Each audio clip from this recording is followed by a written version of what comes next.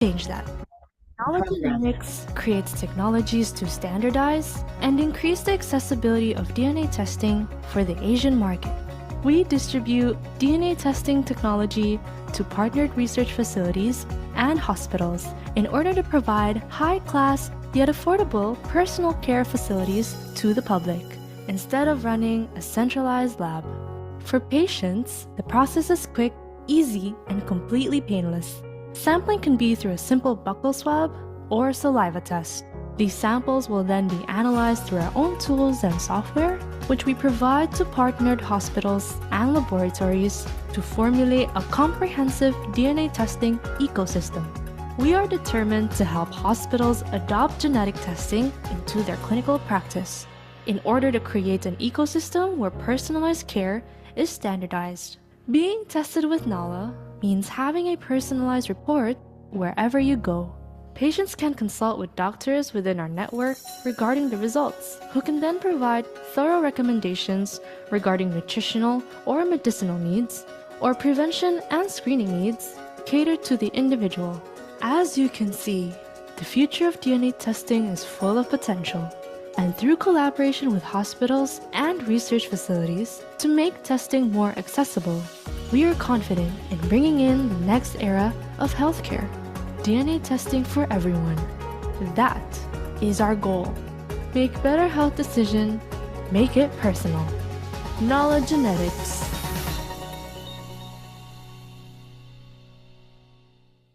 Welcome to Knowledge Genetics.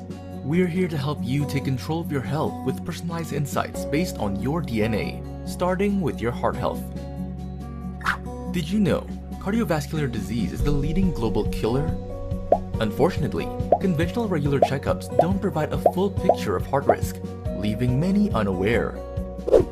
Meet Alex, a dad in his 30s.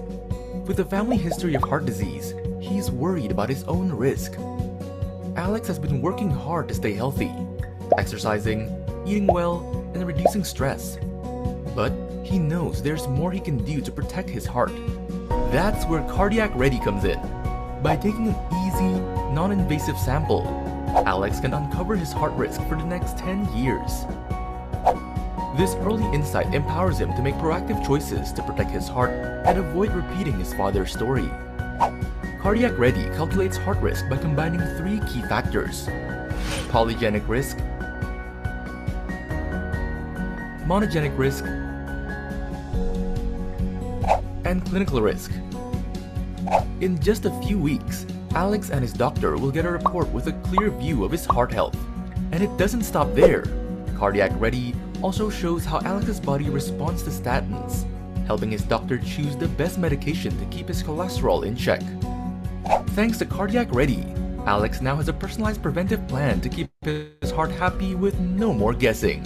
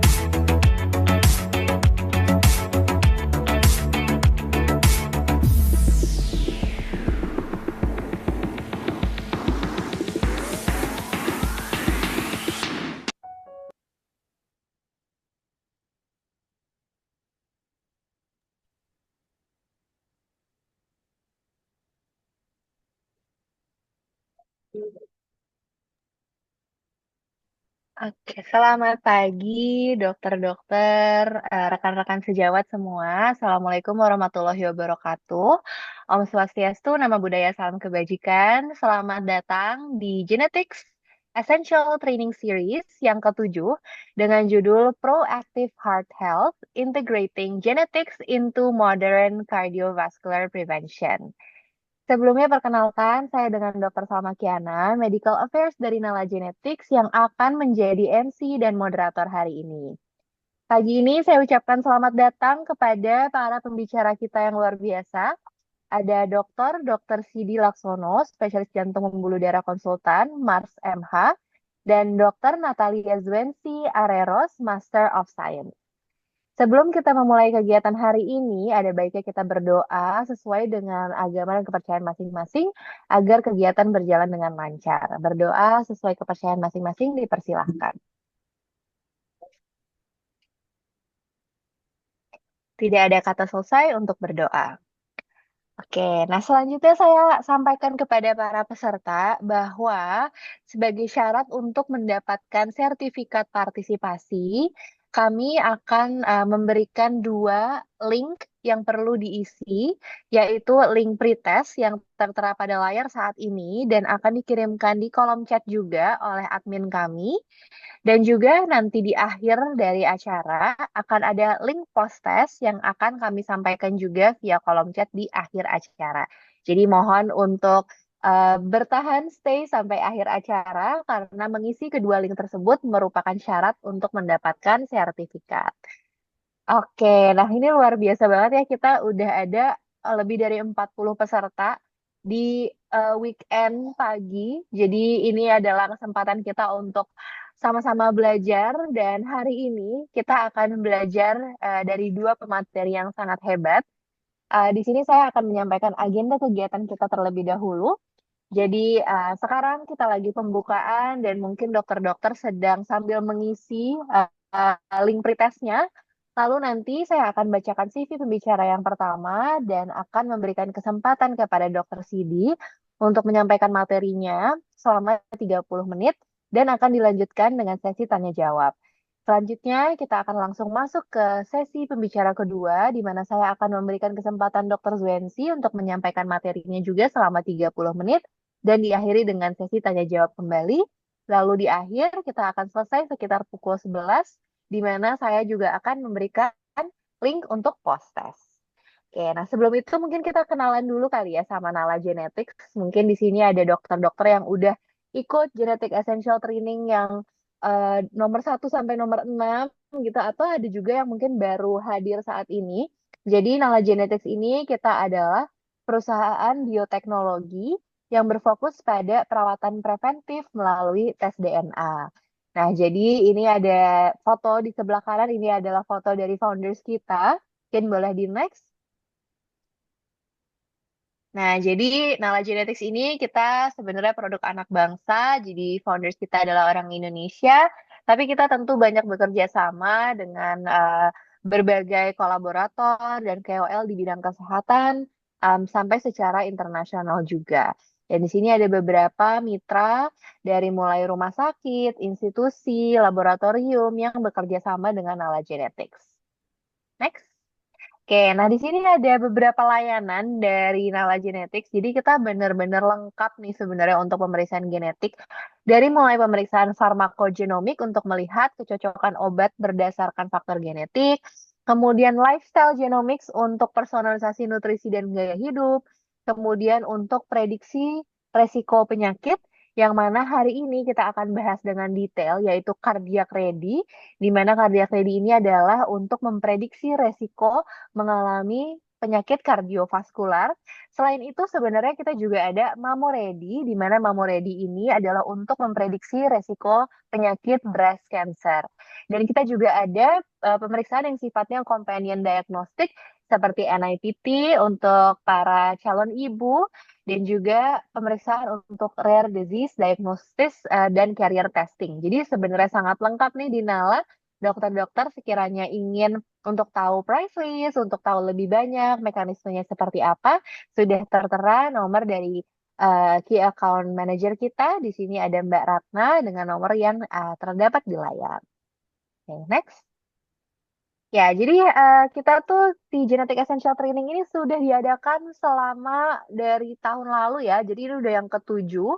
Dan dokter-dokter juga semoga sudah mendaftar untuk Genetic Essential Training Series yang bulan-bulan ke depannya juga. Tapi kalau belum, boleh banget langsung mendaftar di bit.ly/nala dash get, karena di bulan depannya juga kita akan banyak banget belajar uh, semakin banyak gitu ya mengenai pemeriksaan genetik di berbagai bidang spesialistik. Oke, next. Nah, ini biasanya yang ditunggu-tunggu oleh para peserta juga. Kita punya promo spesial, jadi ini khusus untuk dokter-dokter yang hadir pada sesi hari ini. Promo spesialnya ada yang pertama adalah buy one get one free. Boleh di next dari admin. Oke, jadi kita buy one get one free khusus untuk produk-produk terkait cardiac ready. Jadi kalau dokter sekarang mau beli cardiac ready, satu untuk diri sendiri, satunya lagi bisa buat keluarga, bisa buat pasien bahkan gitu ya, atau rekan, itu bisa banget dibeli langsung buy one get one cardiac ready-nya.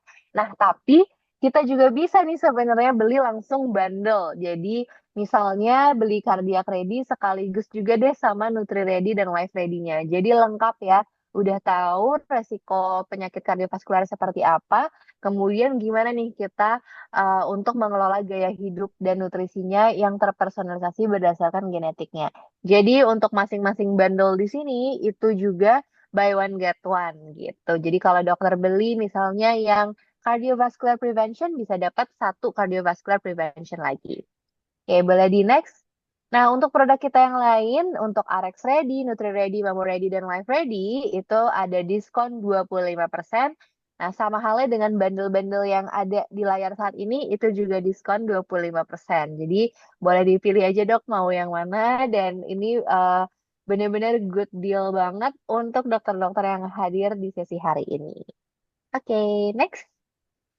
Nah, pasti udah nggak sabar mau belajar dari Dokter Sidi. Saya sebelumnya akan membacakan terlebih dahulu CV Dokter Sidi. Jadi Dokter Sidi ini rajin sekali sekolah ya dok, saya lihat.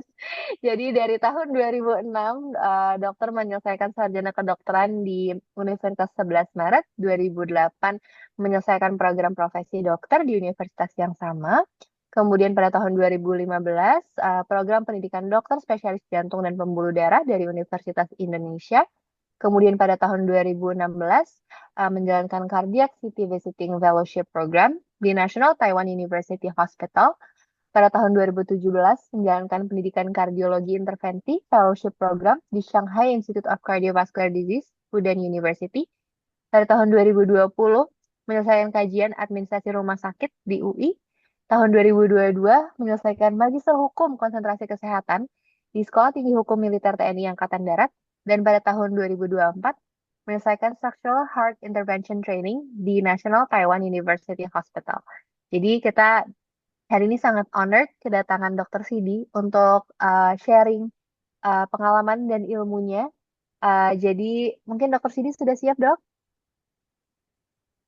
Siap, Dok. Alhamdulillah. Oke, siap. Jadi saya akan langsung memberikan waktu dan panggung kepada Dr. Sidi untuk membawakan topik Shifting from Reaction to Prevention, Stratifying Cardiovascular Risk, and Guiding Intervention in Young Adults. Silakan, Oke. Dokter. Terima kasih, Dokter Salma, teman-teman semuanya. Mungkin ini saya sharing ya. Jadi memang penyakit jantung koroner, terutama di bidang saya ya, di bidang kardiologi intervensi itu sekarang udah shifting ya. Jadi shifting tuh maksudnya adalah dia bergeser. Seharusnya penyakit jantung koroner itu terkena pada usia-usia yang lebih tua ya. Jadi serangan jantung itu biasanya di atas 50-an tahun ya. Tapi sekarang udah bergeser ke arah kurang dari 40 tahun. Nah, ini sebenarnya ini jadi problem ya. Problem kita bersama ya. Sebenarnya kalau misalkan kita udah tahu ya secara genetically dia punya bakat, kita bisa mencegah. Nah, yang kita masih gunakan saat ini adalah risk factor yang masih terpusat pada monogenik ya. Monogenik tuh maksudnya dia tuh cuman satu nih faktor risikonya, jadi diatasin satu. Tapi sekarang sudah bergeser ke arah yang lebih banyak lagi ya. Jadi sebenarnya kita harus ada usaha preventif, terutama untuk menekan risiko kardiovaskuler ya. Dan juga setelah menekan kita bisa tahu nih sebenarnya dia bakatnya apa, kemudian kita lakukan intervensi terhadap pasien-pasien dengan usia muda tersebut.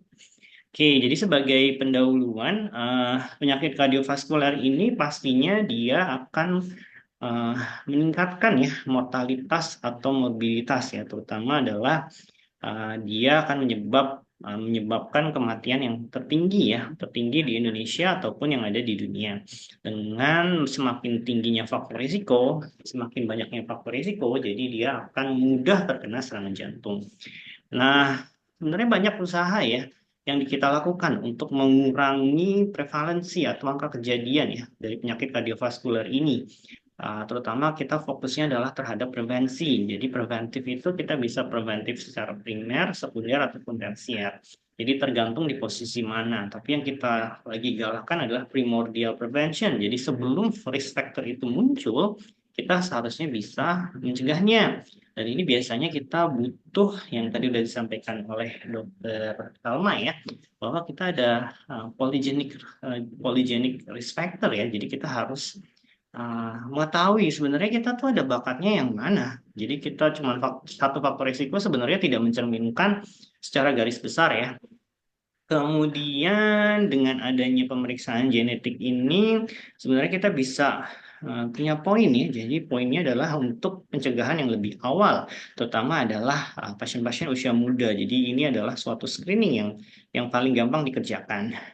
Kemudian perlu diketahui bahwa orang-orang yang terkena penyakit jantung koroner di usia muda atau kurang dari 40 tahun atau kita sebut sebagai prematur penyakit jantung koroner ini atau prematur CAD ini dia dihubungkan dengan perkembangan yang lebih jelek ya, terutama adalah risk factor dari klinisnya. Entah itu nanti dia bisa kena gagal jantung, kemudian bisa mengalami perburukan.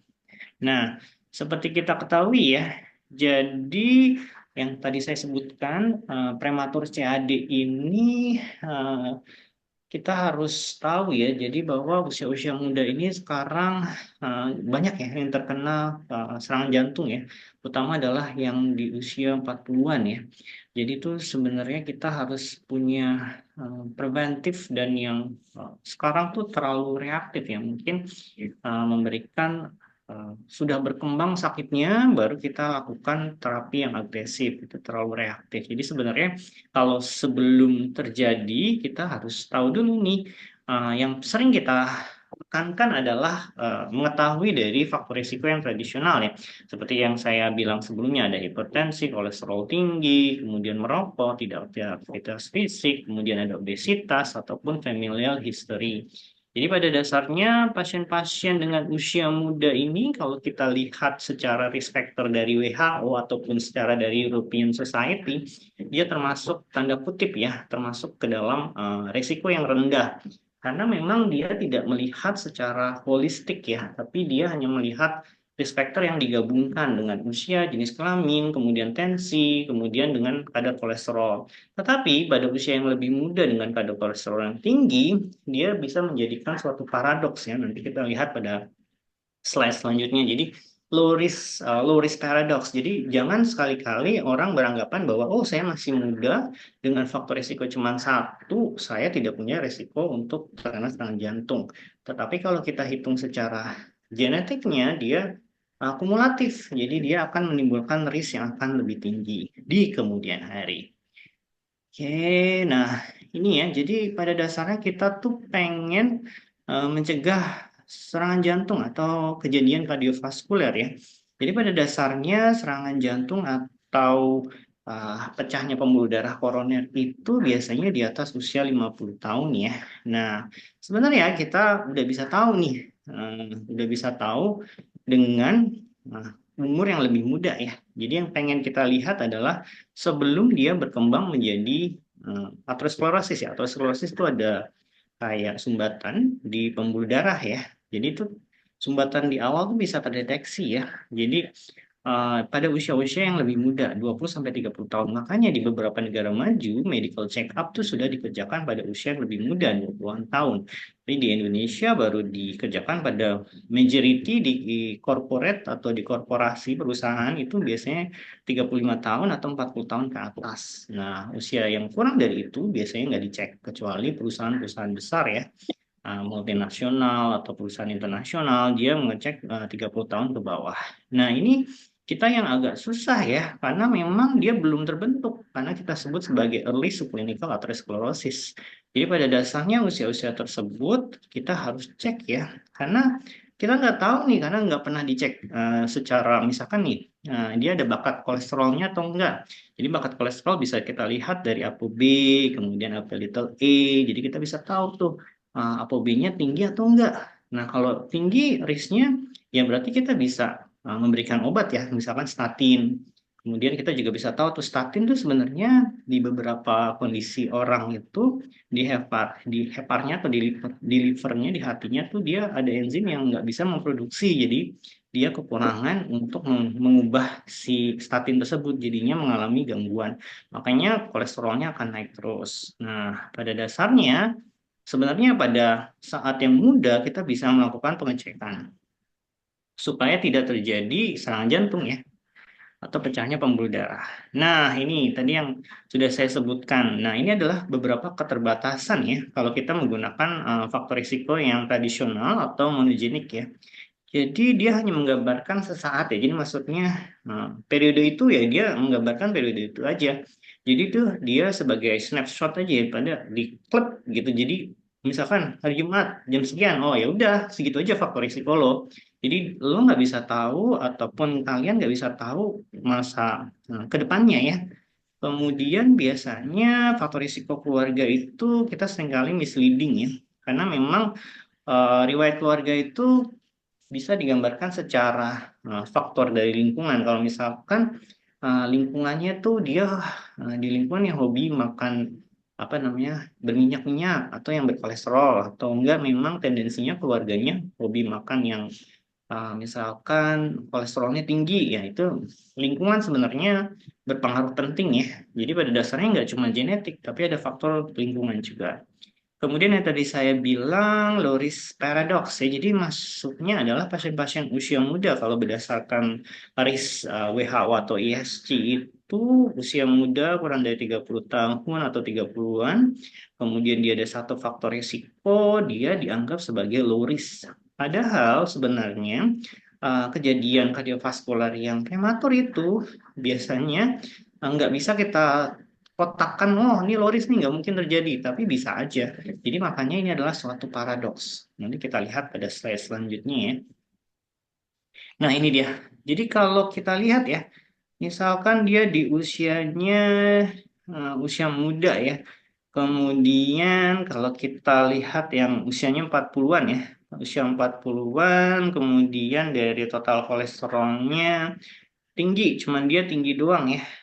Misalkan di sekitaran 160-an ya, kadar kolesterolnya usia muda, kemudian kita lihat wanita, gitu ya. Jadi kalau usia muda wanita, nih saya tandain 40, misalkan 40 sampai 44. Terus dia kadar kolesterolnya, ini wanita ya. Wanita, kemudian kita lihat kadar kolesterolnya di 160 atau sekitar seginian. Jadi dia tetap masuk di yang warna hijau. Kalau warna hijau tuh berarti dia low risk ya. Nah, kalau low risk tuh ya kita kan nggak ngapa-ngapain juga ya biasanya kalau kita lihat chart begini ya. Tapi pada dasarnya kalau dia low risk belum tentu nih. Jadi kita seharusnya memberikan terapi. Nah, kalau secara monogenik risk factor, ya kalau masih low risk sih ya perubahan gaya hidup ya. Perubahan gaya hidup tuh ya cuman diet, kemudian apa tuh namanya, olahraga gitu. Tapi pada dasarnya kalau kita lihat secara poligenik, dia tuh butuh untuk obat-obatan untuk menerapi kolesterolnya gitu. Jadi kita tuh seringkali tertipu ya dengan satu single faktor risiko ya. Kemudian panduan pun kalau kita lihat dia menerapkan pada usia-usia yang lebih muda ya. Jadi kalau kita lihat nih, misalkan 35 tahun ya, berarti kan age-nya 20 sampai 39 ya. Kemudian kita lihat nih ada kolesterolnya atau enggak. Nah, tetap aja kalau kita lihat kolesterol satu doang aja, risk factor-nya, dia pasti akan tetap low risk ya. Jadi ini pun jadi kontroversial ya. Jadi sebenarnya satu single risk factor aja tidak mencerminkan dia bisa terjadi atau enggak. Jadi pada dasarnya kita harus lihat nih secara holistik. Nah, ini contoh lagi ya. Jadi misalkan ya ada laki-laki usianya 40 tahun dengan kolesterolnya tinggi, dengan tensinya 160. Kalau kita lihat dari tadi ya, dari risk factor-nya dari WHO itu ya, kita hitung tuh 10 tahun untuk terjadinya aterosklerosis kardiovaskuler itu sebesar 1,6. Nah, kalau risk factor-nya ini kan termasuk ringan ya. Jadi kalau ringan sih biasanya kita cuman perubahan gaya hidup ya. Jadi ternyata nih konflik nih. Jadi kalau misalkan kita butuh diubah lah ya, kita kasih statin atau enggak ya. Jadi kalau dari guideline tuh biasanya kita cuman perubahan gaya hidup ya. Nah, kalau saya sih karena mungkin terbiasa diintervensi, jadi setinggi kita menganggap kolesterol tuh jahat ya. Ya, LDL tuh jahat banget. Jadi kita harus menekan sampai di bawah 100. Jadi kita harusnya memberi itu, tapi secara panduan tuh perubahan gaya hidup aja. Nah, jadi sebenarnya kita perlu nggak sih secara agresif atau enggak? Nah, makanya kita butuh pemeriksaan nih yang berdasarkan poligenik. Ya, jadi dia memeriksa semuanya ya. Jadi kita butuh sebenarnya pemeriksaan yang banyak ya. Jadi cuma satu kita periksa, kita bisa tahu itu bakat genetik kita tuh tinggi atau enggak. Nah, biasanya nih eh, kita bisa melihat nih ya, sebenarnya pemeriksaan ini tuh digunakan untuk preventif ya. Jadi kita melihat apakah kita akan terjadi predisposisi untuk penyakit jantung koroner atau enggak. Kemudian pemeriksaan ini biasanya dia akan menilai ya secara screening ya, apakah seseorang ini mempunyai risiko genetik di kemudian harinya ya. Jadi dengan cara mengukur poligeniknya ya. Jadi kalau kita tes poligenik ini biasanya yang monogenik udah masuk karena kan dia semuanya dihitung ya. Poligenik tuh ada yang bisa dari kolesterolnya, kemudian di beberapa negara udah ada yang atrial fibrilasi, kemudian dislipidemia, bakat untuk diabetik. Jadi dia untuk ngeceknya semua. Jadi bisa ketahuan. Nah, sebenarnya pada dasarnya dengan adanya pemeriksaan ini sih kita pengen tahu tuh ke depannya tuh kita mau ngapain ya. Jadi kalau misalkan saya ada pasien usia muda tapi bakatnya cuma satu yaitu kolesterol aja yang tinggi dengan genetik yang poligeniknya tingginya cuma di kolesterol, jadi saya bisa ngapain nih di kemudian hari. Dan biasanya sih karena mungkin saya dokter intervensi ya, jadi saya agresif di awal. Jadi kita udah uh, nggak perlu lagi untuk perubahan gaya hidup ya, karena saya sekarang ini generasi generasi yang sekarang ini generasi alpha tuh kayaknya kebanyakan tidak bergerak ya, malah mereka lebih condong healing-healingan ya. Jadi agak beda dengan generasi sebelumnya. Kemudian pemeriksaan yang komprehensif ini sih sebenarnya kita butuhkan untuk jangka panjang ya. Jadi kita melihat sebelum terjadinya serangan jantung kita bisa mencegahnya. Jadi intinya adalah pemeriksaan yang screening. Jadi untuk dikhususkan untuk usia-usia yang muda. Kemudian, nah ini yang tadi saya bilang ya, polygenic risk score. Jadi beberapa gen langsung diperiksa. Jadi kita bisa ngetes satu untuk semuanya. Nah, biasanya kalau orang muda kan kelihatannya sehat ya, bugar ya. Tapi orang muda sekarang main pedal, serangan jantung. Main pedal, henti jantung.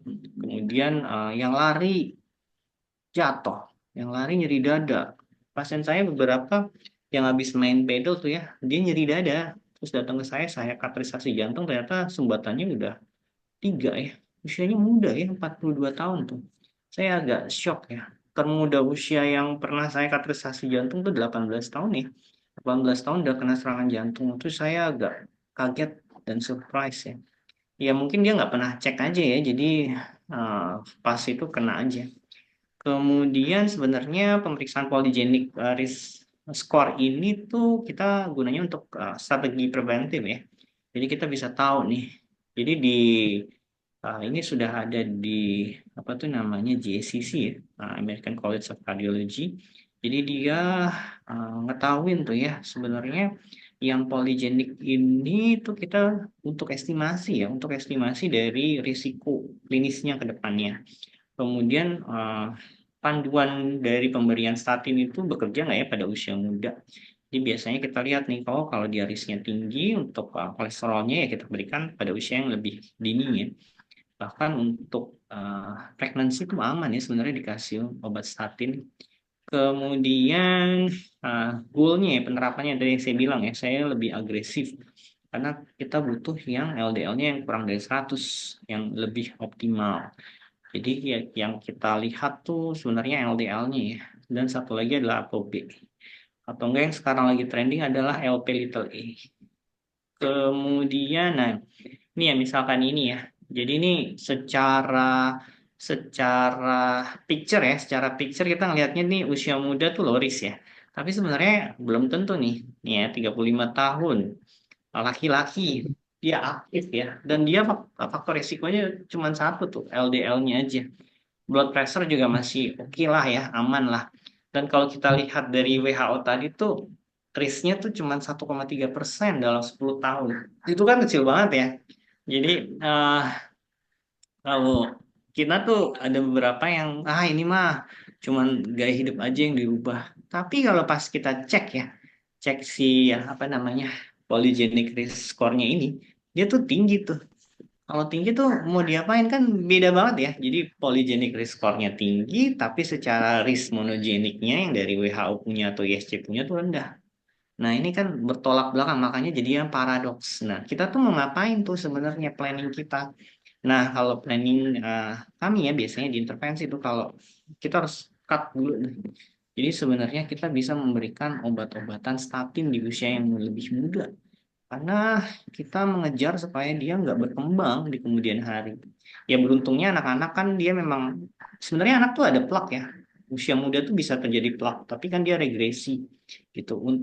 Beruntungnya jadi anak-anak tuh gitu. Jadi dia ada bekerja pembuluh darahnya bisa nggak sampai nyumbat gitu. Kecuali kalau dia ada hiperkolesterolemia familial di usia 14 tahun ternyata LDL-nya udah 600, triglyceridnya udah tinggi 300-an. Nah, itu mungkin bisa terkena lebih mudah lagi.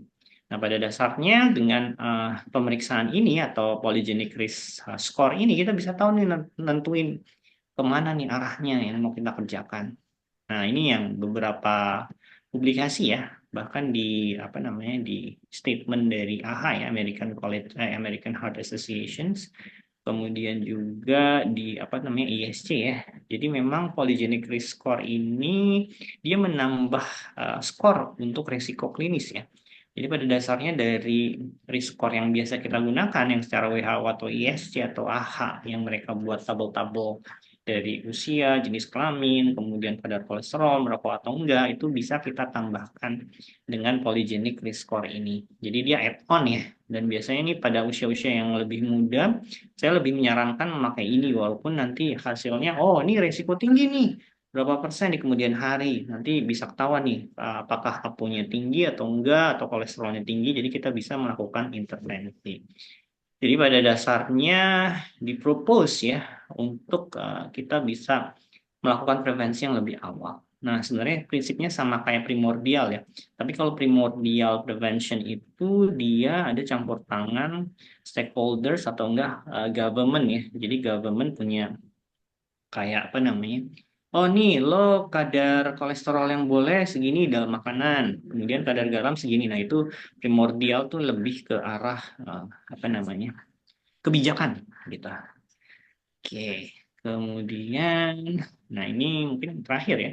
Sebenarnya dari pemeriksaan genetik ini atau uh, apa namanya pendekatan secara genetik terhadap klinis itu kita banyak ya. Jadi intinya adalah kita bisa melakukan preventif lebih awal, kemudian intervensi ya. Jadi early and aggressive intervention terutama adalah yang terlihat normal pada usia muda. Kemudian selain itu ya selain pemberian obat-obatan pasti ada lifestyle ya, ada konseling ya. Jadi kita bisa melakukan konseling sekaligus perubahan gaya hidup dan pemberian intervensi yang lebih dini. Nah, kemudian kita bisa tahu nih dari farmakogenetiknya juga dia punya risiko atau enggak, kemudian side effect terhadap pemberian obat atau enggak. Jadi beberapa, misalkan ya, ada orang yang dikasih pengencer, kita pasang cincin, kasih pengencer, tapi cincinnya nyumbat-nyumbat terus. Nah, ini jangan-jangan si obat itu memang secara genetically yang ada di liver nggak bisa diubah. Jadi kita tahu tuh enzim yang ada di liver bermasalah. Jadi mungkin kita bisa gunakan obat yang lainnya. Jadi kita bisa mengubah lewat fase yang lain gitu. Jadi ini cukup cukup tahu juga ya, selain dari kita bisa tahu secara apa namanya preventifnya, juga kita bisa mengubah secara obat-obatannya. Kemudian memang ini untuk screening keluarga ya. Jadi ini mengidentifikasi apakah memang keluarga itu ada faktor risiko genetik. Jadi bisa aja kita cek ya. Jadi kita bisa tahu tuh sebenarnya seperti apa. Paling, oh ini masih ada ya. Jadi sebenarnya proaktif ya, keuntungannya selain proaktif dengan pendekatan-pendekatan secara genom ini untuk pasien tuh pemahaman ya yang diperlukan. Mungkin orang Indonesia belum paham secara awam ya bahwa pemeriksaan genetik itu diperlukan ya, terutama adalah untuk screening ya. Jadi setelah kita tahu di screeningnya, kita bisa melakukan pendekatan secara personalized. Personalized tuh tiap orang beda-beda ya. Jadi mungkin saya kolesterolnya tinggi, mungkin orang lain gulanya tinggi. Jadi secara beda individu itu kita men-treatnya juga beda. Jadi nggak pukul rata. Kemudian dari segi klinisi, kita bisa tahu tuh secara diagnostik dan secara prognostiknya seperti apa keakuratannya. Jadi biasanya kalau cuma monogenik sih pasti kadang suka paradoks ya. Bahkan apalagi yang East Asian ya, usia-usia Asia, yang usia muda, Asia Timur tuh biasanya kadar kolesterolnya tidak se-ekstrim yang ada di Eropa gitu ya. Kemudian kita lebih percaya kan memang evidence base ya, di beberapa literatur juga sudah dipublikasikan. Kemudian ya yang jelas sih kita butuh preventif ya, preventive medicine. Jadi kita men-treat sebelum terjadi. Nah, paling itu aja sih dari saya. Saya bisa kembalikan ke Dokter Salma. Silakan, Dok. Terima kasih, Dokter Sidi. Wah, menarik banget nih, Dok, materinya. Kita jadi belajar banyak dan jadi terbuka juga pikirannya ya, Dok. Kalau ternyata yang mungkin kelihatannya tuh low risk dari clinical risk factors-nya, ternyata kalau kita lihat dari secara genetiknya, kita jangan-jangan selama ini tertipu dalam tanda kutip gitu ya, Dok, sama low risk-nya yang kelihatan dari luar aja. Yes, benar itu, Dok.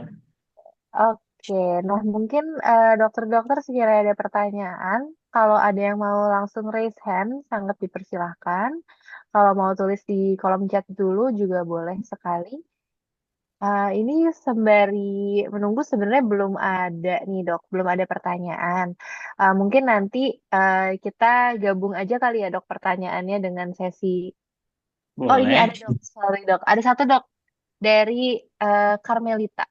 Terima kasih banyak Dokter Sidi, pemaparannya sangat menarik. Izin bertanya dok, untuk di lapangan sendiri, adopsi dari tes genetik ini untuk membantu risk stratification pasien usia muda seperti apa? Sudah banyak digunakan atau belum sih dok? Mungkin in practice-nya gitu dok. Oke, jadi sebenarnya secara praktis di lapangan tuh maksudnya mungkin di remote kali ya.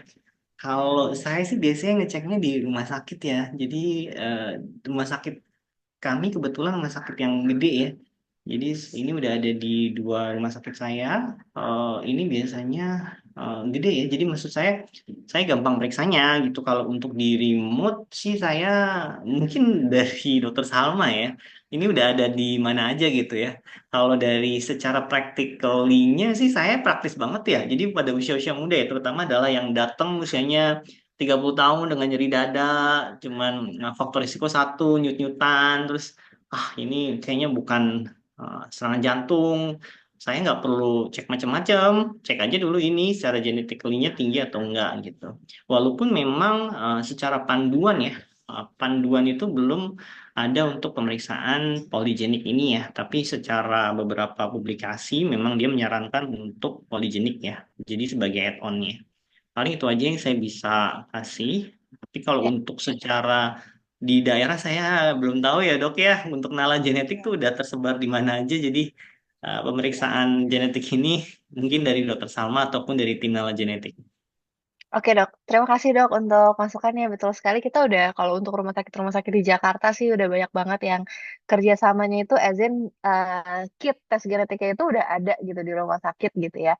Tapi kalau untuk remote itu juga sangat memungkinkan dok, karena kan kitnya itu sangat mudah, cuma kita pakai buccal swab aja dokter-dokter, jadi hanya swab 1 menit di dalam rongga pipi aja, yang mana kitnya itu kita bisa kirim kemana aja, jadi mau sampai ke Papua sekalipun itu bisa dikirim juga kitnya.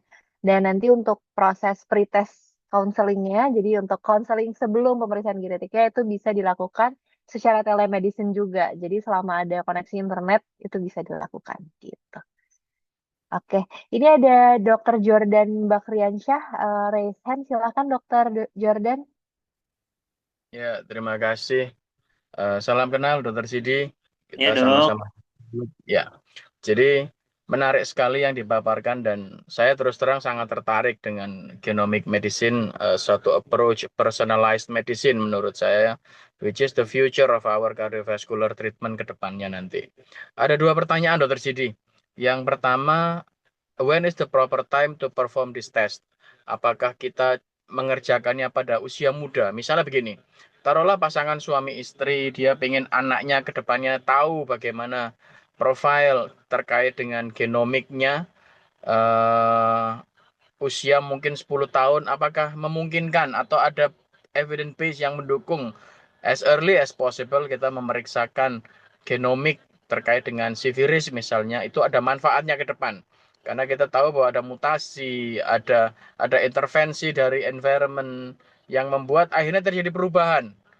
Nah, itu yang kita dari dulu nggak tahu kan. Misalnya gini, saya pernah dapat bacaan bapak ibu diabetes, tapi belum tentu anaknya diabetes meskipun dia at risk mungkin 6 kali lipat untuk diabetes. Tapi kan faktor-faktor gaya hidup, faktor lingkungan, climate change pun sekarang berpengaruh pada cardiovascular disease. Mungkin Dokter Sidi ada rekomendasi kira-kira kapan sih timing terbaik untuk melakukan pemeriksaan ini? Itu yang pertama. Yang kedua, pemeriksaan genomik ini kan ada berbagai macam sebetulnya. Salah satu yang pernah saya coba rekomendasikan adalah farmakogenomik, di mana kebetulan saya berteman baik dengan seorang farmakologi klinis. Dia sangat ahli di bidang farmakogenomik juga. Dalam pemeriksaan genetik ini apa sih yang sebetulnya yang jadi pusat perhatian kita? Apakah treatmentnya, obat yang cocok, ataukah seperti misalnya kalau kita bicara breast cancer dengan BRCA-nya misalnya, bahwa kalau terdapat gen ini maka ke depan akan jatuh ke breast cancer misalnya. Jadi seperti Angelina Jolie, dia melakukan mastektomi misalnya, meskipun belum terbukti ada breast cancer di sana. Apakah ke depan misalnya sudah terbukti bahwa oh ternyata Anda itu punya gen untuk timbulnya PJK ke depan, maka dari awal sudah harus diinisiasi statin atau dilakukan lifetime changes dan sebagainya, atau mungkin perlu dilakukan CTCA rutin berapa tahun sekali. Itu Dokter Sidi. Terima kasih sebelumnya. Terima Baik, kasih terima Dr. kasih Raffi. dok, Dokter Jordan. Ini Dokter Jordan nih sama-sama di Perki ya, PP Perki ya. Jadi memang untuk pertanyaan pertama ya. Jadi memang yang disarankan adalah pada usia-usia yang muda ya, berkisar antara 20 sampai 30 tahun. Dan untuk pemeriksaan ini eh, kalau nggak salah ya, untuk polygenic risk score ini usia yang terlalu muda sih tidak disarankan ya, Dokter Salma ya. Eh, Usia yang di bawah 7 tahun kalau nggak salah ya Dokter Salma ya.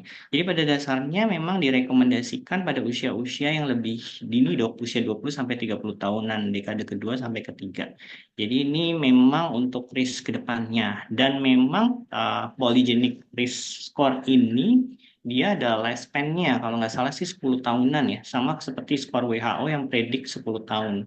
Nah, mungkin setelah itu ya kita bisa gunakan yang monogeniknya. Dan benar juga yang tadi dokter katakan, memang genetik ini kan banyak faktornya ya. Jadi lingkungan pun bisa merubah genetik. Jadi polusi pun bisa merubah ataupun virus pun bisa merubah. Jadi memang ini belum ada ketetapan baku ya, atau mungkin nanti ada tambahan dari Dr. Zwenzi ya. Dr. Zwenzi itu dokter genetik ya, yang ngambil di Australia ya. Jadi kalau nggak salah, nanti mungkin Dr. Zwenzi bisa menambahkan. Kemudian untuk pertanyaan kedua, izin dok, tadi apa ya dok ya, Dr. Salma? Untuk saat ini kan pemeriksaan genetik ada banyak nih dok, ada untuk farmakogenomik, kemudian ada risk Yes. prediction. Kira-kira yang menjadi fokusnya itu saat ini yang mana dan mungkin integrasinya juga seperti apa gitu ya dok? Oke oke. Jadi pada dasarnya kalau yang untuk kardiogenetik ini dia untuk yang risk prediction ya. Risk prediction tuh jadi kita hanya menilai risikonya di kemudian hari.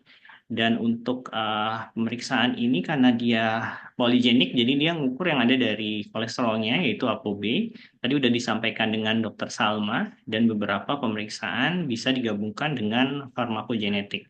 Farmakogenetik ini terutama yang sorry tadi ada juga PCSK9.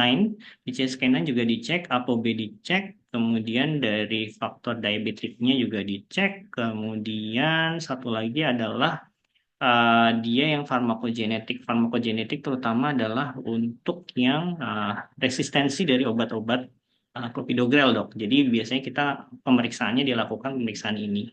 Begitu dok yang bisa saya tambahkan.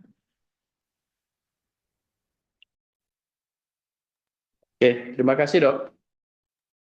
Ya, Masa terima dok? kasih Dokter Jordan dan Dokter Sidi. Ya mungkin izin dok kalau untuk pemeriksaan kardiak ready ini betul kata Dokter Sidi memang untuk prediksi resiko penyakit kardiovaskular. Tapi memang di kardiak ready kita udah langsung gabungkan sebenarnya Dokter Jordan dengan pemeriksaan farmakogenomiknya. Kalau untuk yang satu paket sama kardiak ready, sebenarnya yang kita periksa itu untuk statinnya dok.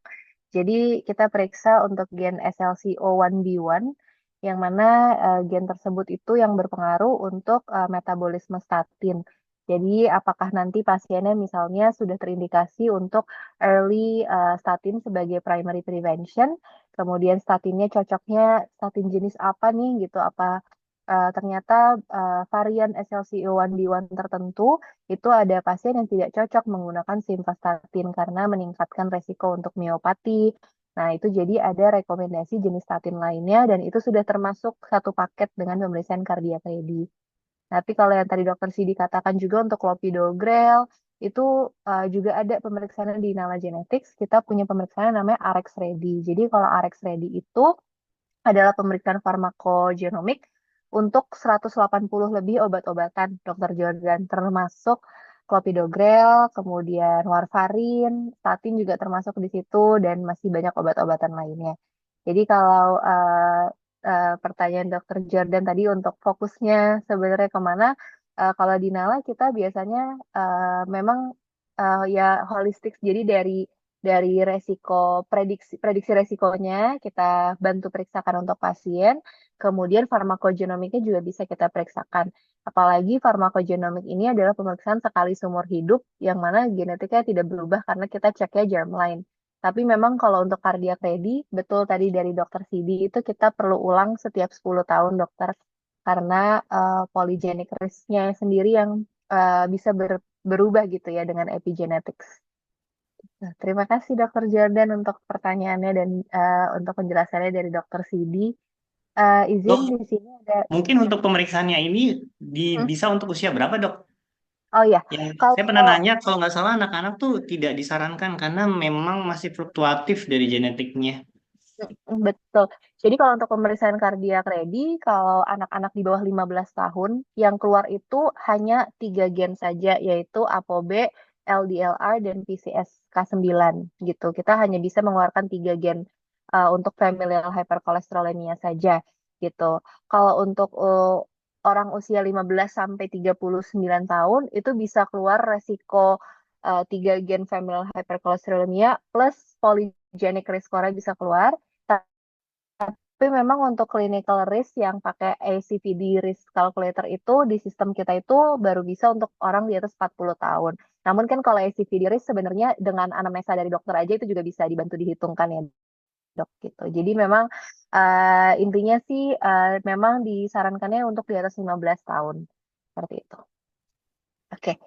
Di sini ada Dokter Zuenci juga menambahkan untuk anak-anak pemeriksaan harus dengan indikasi medis misalnya riwayat keluarga. Betul. Jadi yang tadi saya sampaikan di bawah 15 tahun itu tidak disarankan itu by system ya. Jadi algoritma kita emang nggak bisa nih ngeluarin hasil kalau misalnya anak itu di bawah 15 tahun. Tapi eh, apakah jadi perlu untuk pemeriksaan genetik seperti apa dan apakah ada indikasi atau tidak? Biasanya kita sarankan untuk konsultasi dulu sama dokter, bisa dengan dokter CD, dengan dokter Zensi, jadi nanti bisa disarankan pemeriksaan yang paling tepat untuk pasien.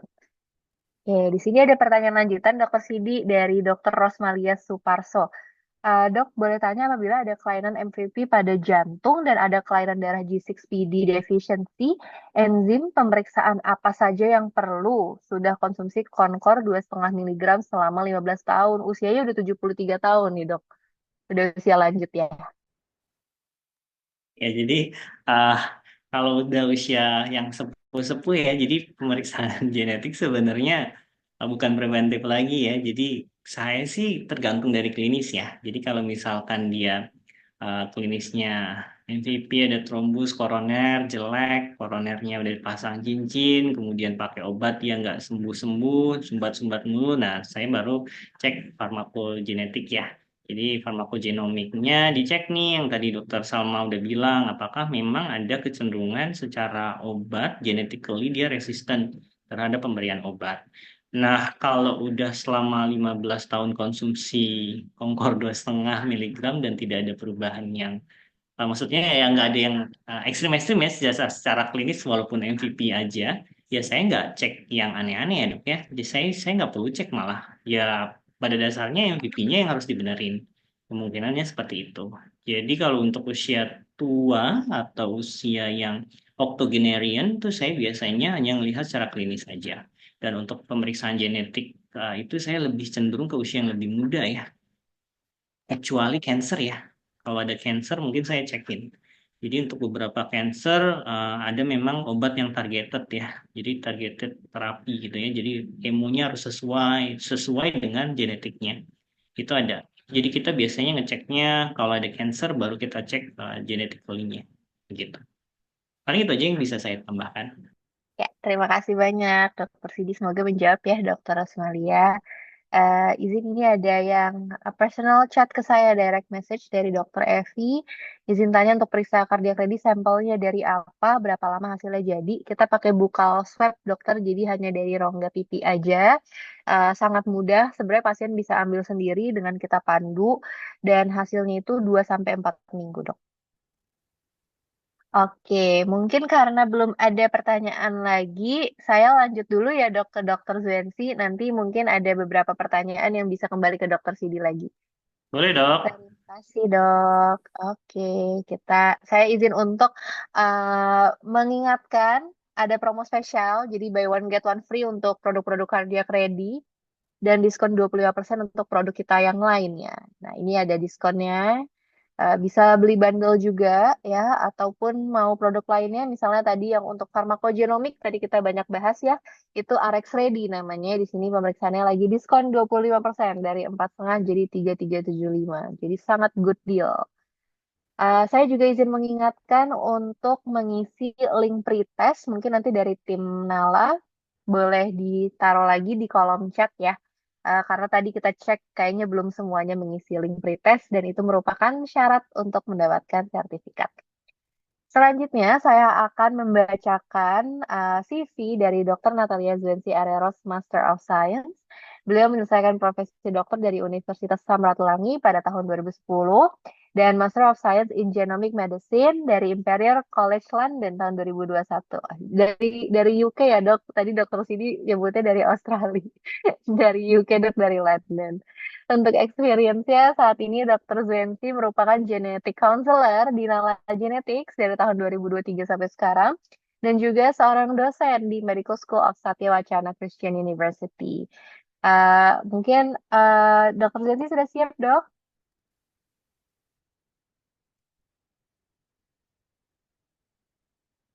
Kayaknya masih di mute nih, Dok. Oh ya, sorry ya, saya sudah siap, tapi ini apa koneksi saya agak di sini unstable terus. Bagaimana di sana suara saya jelas? Jelas, Dok. Videonya juga jelas. Aman, insya Allah, Dokter. Oke, Oke. ya. Untuk Dokter Zensi, topiknya hari ini akan lebih dalam tentang cardiac ready. Judulnya adalah Insight Cardiac Ready, Understanding Polygenic and Monogenic Risk for Enhanced Cardiovascular Prevention Strategy. Jadi untuk waktu dan tempat saya persilahkan untuk Dokter Zensi. Terima kasih. Silakan slide-nya. Oh, sudah muncul ya. Agak delay ya di saya, mohon maaf ya. Jadi pada pagi hari ini teman-teman kita akan membahas ya, mendalami bagaimana pemahaman tentang resiko monogenik dan poligenik dapat merevolusi strategi pencegahan dari penyakit kardiovaskular gitu ya. Jadi pendekatan gabungan yang sudah dijelaskan juga oleh Dr. Sidi gitu ya. Ini kita harapkan lebih efektif gitu ya daripada kita menggunakan hanya dengan metode konvensional. Terus kita akan membahas bagaimana hal ini dapat membantu dokter dan pasien ya membuat keputusan yang lebih tepat ya untuk overall secara kesehatan jantung secara holistik. Next slide. Oke, apa itu cardiac ready? Kita lanjut ke slide berikutnya.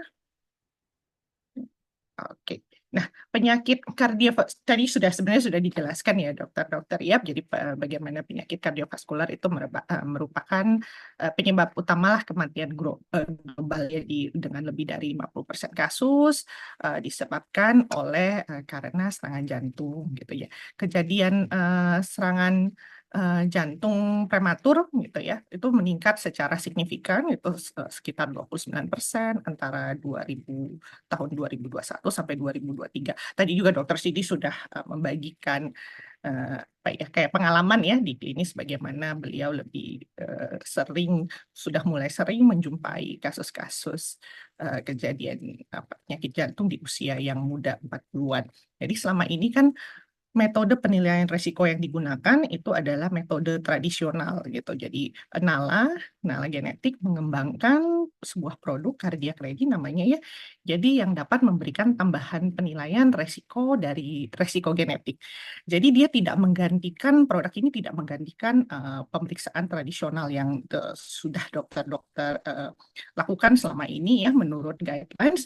Jadi cardiac ready itu lebih ke menambahkan penilaian dari sisi genetik saja gitu ya. Jadi dan penilaiannya cardiac rate itu komprehensif. Jadi dia tidak hanya melihat monogenik, dia juga ada menghitung poligenik di situ, termasuk juga ada SCVD risk score ya secara klinis.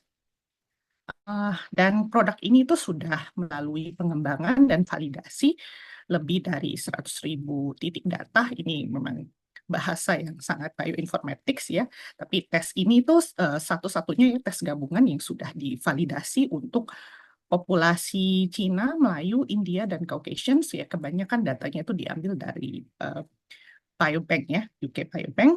Dengan hasil validasinya, tes ini mampu mengidentifikasi 18 kali lebih banyak orang dewasa muda ya, dengan resiko CVD premature ya dibandingkan hanya dengan menggunakan tadi penilaian resiko tradisional atau hanya dengan menggunakan riwayat keluarga. Slide berikutnya. Oke, ini agak delay di saya, tapi di sana enggak ya. Oke, cardiac ready ini menggabungkan semua faktor resiko yang sudah dikenal ya untuk memberikan tes prediksi resiko yang paling komprehensif yang seperti yang saya bilang tadi. Jadi dengan menggabungkan yang tadi ya faktor klinis dengan SCVD risk estimator dan menggunakan resiko poligenik nanti kita akan bahas. Jadi PRS ini produk ini mengadaptasi itu data dari PETL 2023 ya, ada sekitar 1,2 juta SNPs ya. Jadi PRS itu dia kayak semacam menghitung kelompok varian umum yang diketahui dapat meningkatkan atau menurunkan risiko seseorang terkena penyakit tertentu gitu ya, konsep dari perhitungan PRS. Lalu juga dia menghitung resiko monogenik. Jadi resiko monogenik itu adalah gen-gen yang resikonya tinggi, yang bersifat patogenik dan biasanya langka ya. Untuk di produk ini yang masuk adalah gen-gen yang berkorelasi atau yang dapat menyebabkan familial hyperkolesterolemia ya, ApoB, LDLR dengan PCSK9 gitu. Jadi dengan menggabungkan ketiga faktor ya, kita dapat membuat prediksi resiko yang diharapkan jauh lebih akurat gitu ya. Jadi kemudian pasien atau klien gitu ya akan dapat mendapatkan rekomendasi sesuai hasil. Slide berikutnya. Nah, ini sebenarnya repetitif dari slide sebelum yang sudah saya jelaskan ya, antara resiko monogenik, poligenik, dan resiko klinis, di mana tadi ya poligenik itu menggunakan model resiko CVD dari PRS gitu ya. Nanti jenis resikonya hasilnya ditampilkan dalam bentuk persentil populasi. Kalau nanti dikatakan elevated, oh iya, hasil genetik itu memang pakemnya kalau hasilnya tuh kalau nggak rata-rata yang meningkat seperti itu ya dokter-dokter ya. Jadi kalau misalnya hasilnya elevated itu biasanya ambang batasnya itu 20% teratas dari persentil populasi atau di atas 80% seperti itu. Nah, kalau misalnya average ya tentu saja sebaliknya ya di bawah itu. Untuk resiko monogenik, dia melihat apakah ada varian patogenik. Ya. Jadi dikatakan elevated, jadi jika ditemukan satu atau lebih, jarang ya kalau lebih dari satu, tapi bisa satu atau lebih varian patogenik dari gen-gen yang diuji gitu ya, 3 gen tadi, dan resiko klinis itu menggunakan kalkulator resiko ASCVD kembali lagi. Jadi kombinasi resiko-resiko ini pada akhirnya akan menghasilkan satu kategori resiko keseluruhan ya. Jadi kalau dia dianggap rata-rata, ya kalau semua dari ketiga hasil ini adalah hasil average atau rata-rata dianggap meningkat, ya kalau kita menemukan satu dari ketiga model itu menunjukkan resiko elevated. Jadi diharapkan dengan pendekatan gabungan ya, semua faktor resiko utama dipertimbangkan untuk memberikan gambaran yang lebih akurat bagi setiap orang yang mengambil tes ini. Slide berikutnya. Ini ada clinical validation. Kita ke slide yang langsung aja ke hasilnya berikutnya. Oke, jadi ini adalah semacam metrik performa ya antara model resiko gabungan ya genetik dan klinis tadi dengan model resiko tunggal yang tradisional aja dari produk cardiac ready. Jadi data ini diambil berdasarkan populasi luas serta ada subpopulasi yang lebih spesifik tadi termasuk gen Asia Tenggara di situ ya. Jadi kita bisa lihat di kolom pertama itu populasi yang all available population ya, populasi umum, di mana ini menunjukkan NRI itu atau Net Reclassification Index itu sebesar 28,6%. Jadi artinya model ini yang digunakan di Cardiac Ready berhasil mengklasifikasi kembali 28,6% individu ke dalam kategori resiko yang lebih akurat. Jadi kita bisa katakan sebuah peningkatan yang cukup signifikan sih ya dokter-dokter dibandingkan dengan hanya menggunakan model yang tradisional saja gitu ya. Kemudian di prediksi resiko kita bisa lihat walaupun odds ratio-nya mirip ya, antara 2718 itu dibandingkan dengan 2670, dokter-dokter bisa memperhatikan bahwa kalau model gabungannya itu ya, klinik dengan genetiknya itu dapat mengidentifikasi 9.056 kasus true positif gitu ya. Sementara model klinis itu 5.812 ya.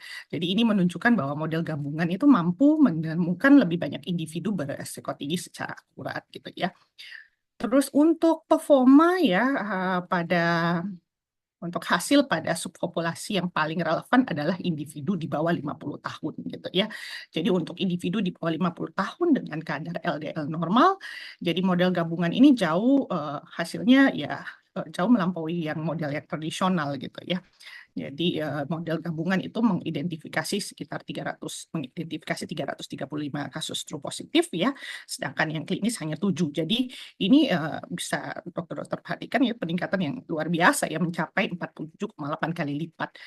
Ini membuktikan bahwa model genetik di cardiac ready yang digunakan di cardiac ready itu sangat efektif dalam menemukan individu beresiko tinggi yang tidak terfilter dari model tradisional gitu. Untuk PPV ya, positive predictive value, nilai dari PPV model yang gabungan itu 54,4%, sementara yang klinis tuh hanya 87,5. Jadi menunjukkan ketika model klinis mengidentifikasi kasus positif, probabilitasnya sangat tinggi. Namun perlu diingat bahwa model klinis hanya menemukan itu tadi ya 7 kasus gitu. Jadi itu limitasinya di situ. Jadi berdasarkan data-data ini ada beberapa kesimpulan ya.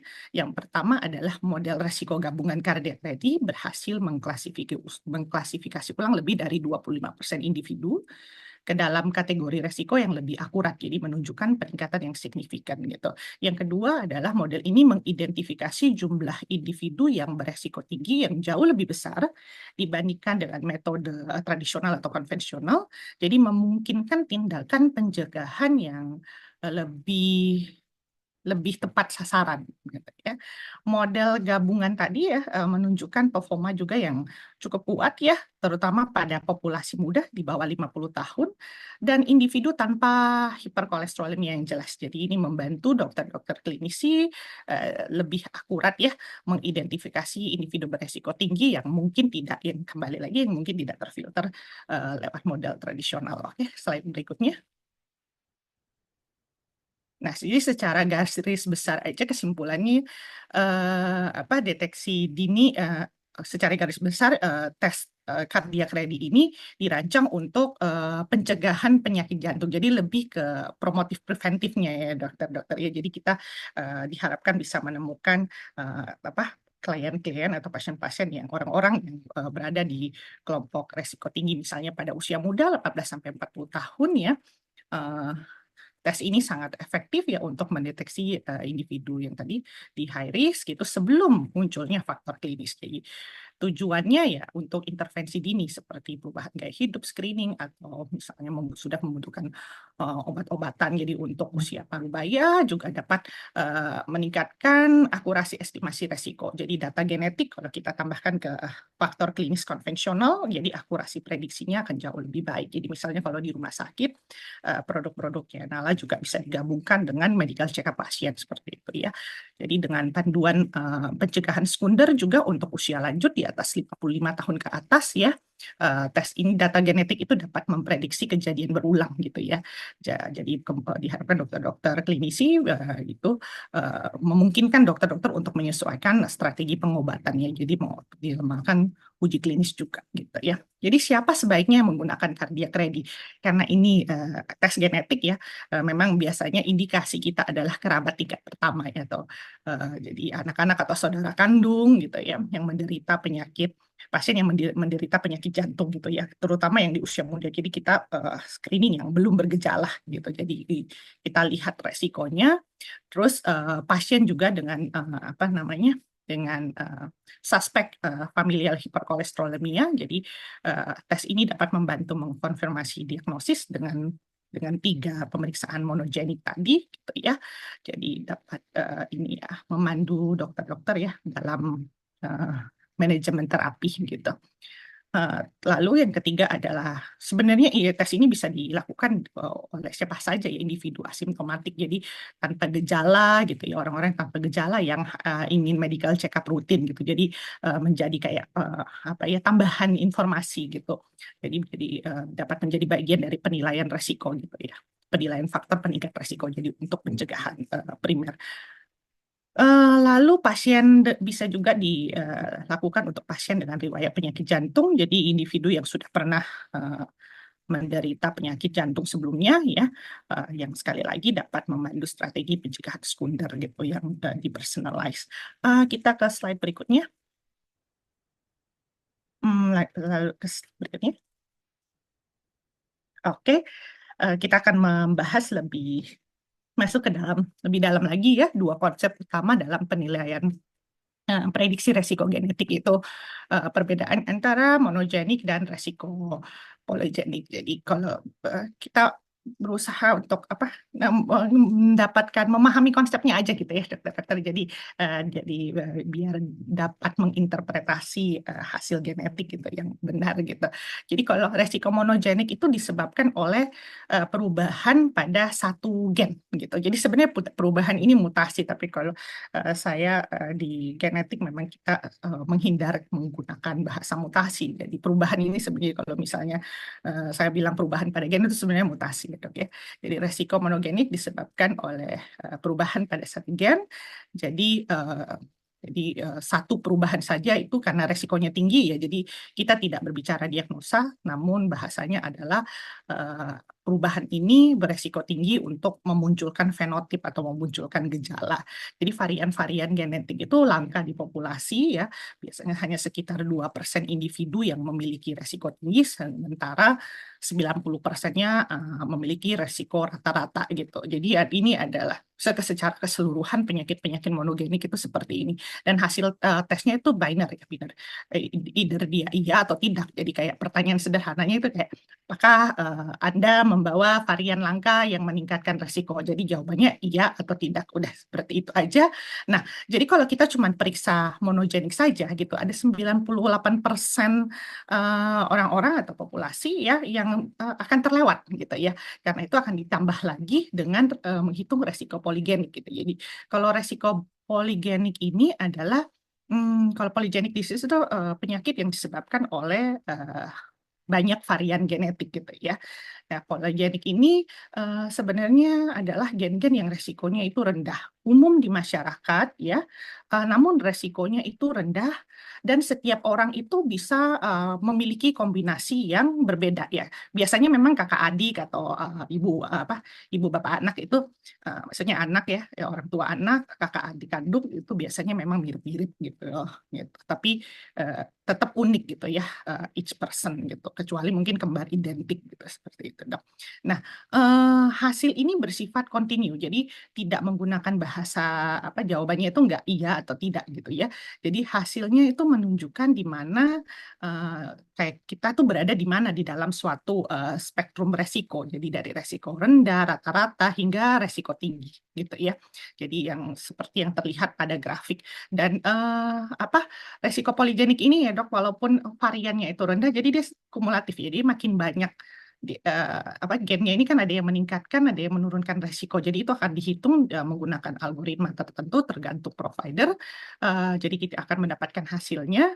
Jadi walaupun rendah, kalau banyak varian genetik resiko tinggi yang muncul gitu ya, jadi resiko kita dapat meningkat gitu. Jadi dengan menggabungkan pemahaman resiko monogenik poligenik kita bisa kita mendapatkan gambaran yang lebih akurat ya. Jadi tidak hanya melihat dari faktor monogenik saja. Next slide. Oke, nah ini yang diperiksa di monogenik untuk cardiac ready adalah gen-gen yang berhubungan dengan suatu penyakit yaitu familial hyperkolesterolemia, seperti yang dokter-dokter juga sudah pahami gitu ya. Hyperkolesterolemia tentu saja kebanyakan disebabkan oleh faktor gaya hidup dan lingkungan gitu ya. Jadi familial berarti kita melihat yang karena faktor ada perubahan atau mutasi pada gen ya. Jadi di sini itu gen-gen ini kalau ada mutasi pada gen-gen ini dapat menyebabkan LDL tinggi dan total kolesterol tinggi. Jadi kalau misalnya heterozigos familial hyperkolesterolemia itu jenis FH yang paling umum ya sekitar 1:250, dan seperti yang terlihat itu ya ini adalah pola pewarisan autosomal dominan. Jadi kalau salah satu orang tua memiliki gennya, jadi kemungkinan setiap keturunan memiliki mutasi pada gen-gen tersebut adalah 50% gitu ya. Yang sebelah kanan itu adalah homozigos FH ya, ini jauh lebih langka.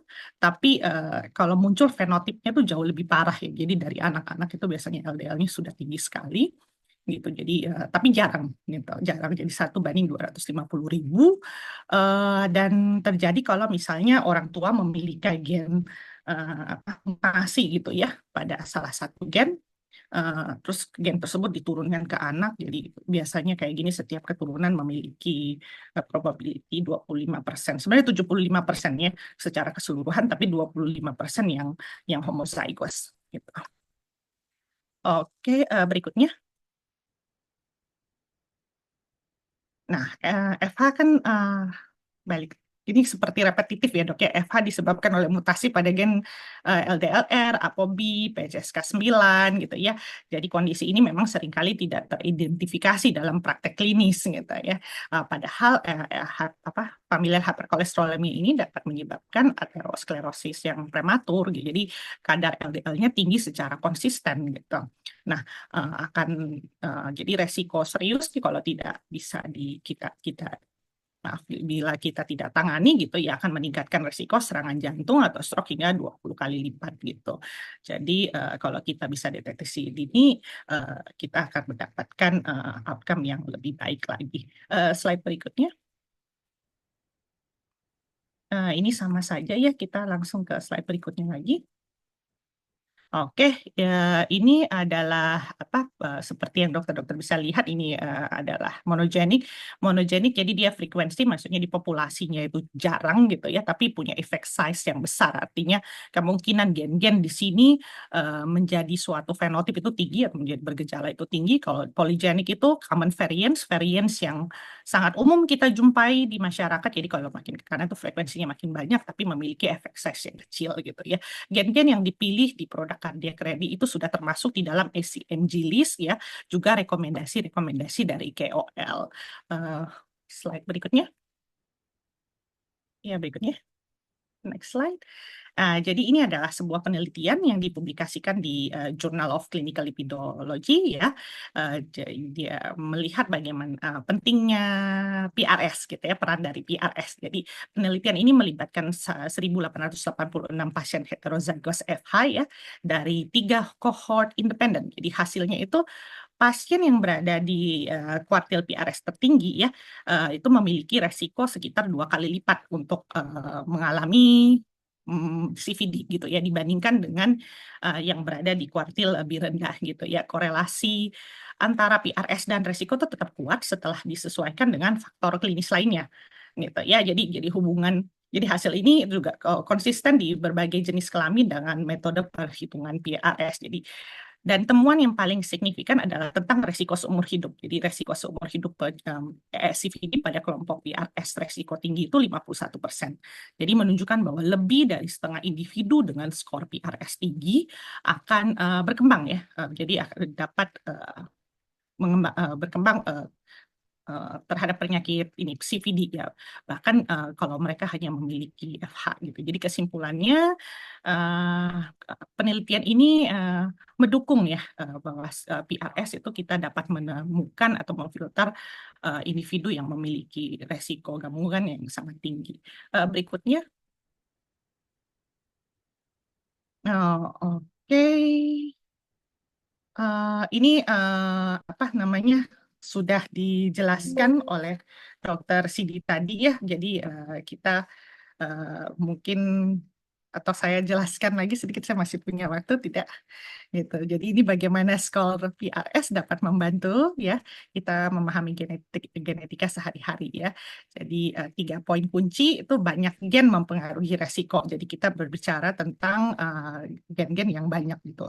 Yang tadi menggunakan model Petal jadi sekitar 1,2 juta varian gitu, dan orang-orang yang mungkin terlihat sehat gitu dan memiliki parameter klinis normal tapi dapat membawa resiko genetik yang tinggi gitu ya.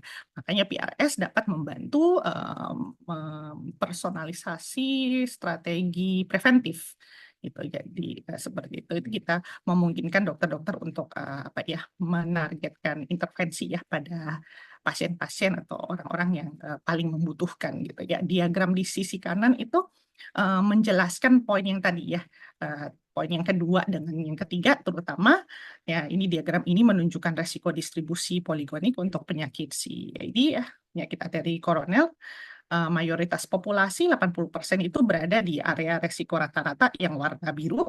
Namun ada kelompok kecil yang 20% ke teratas yang memiliki resiko poligenik tinggi gitu yang warnanya merah ya. Jadi kelompok yang ini memiliki resiko penyakit arteri koroner dua kali lipat lebih tinggi daripada populasi lainnya gitu. Jadi keterbatasan di metode konvensional,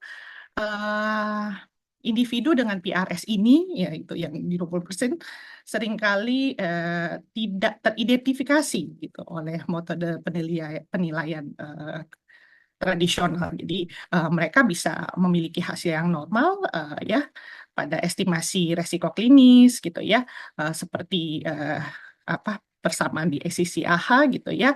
Juga mereka bisa juga tidak memenuhi kriteria pedoman untuk memulai terapi statin atau tidak ditargetkan untuk praktik manajemen saat ini yang berfokus pada kolesterol LDL. Jadi kalau kita hanya mengandalkan parameter klinis, kita dapat melewatkan sebagian besar kelompok besar individu ya atau orang-orang yang high risk, high genetic risk. Jadi dengan menambahkan PRS kita dapat mendapatkan tambahan informasi. Next slide.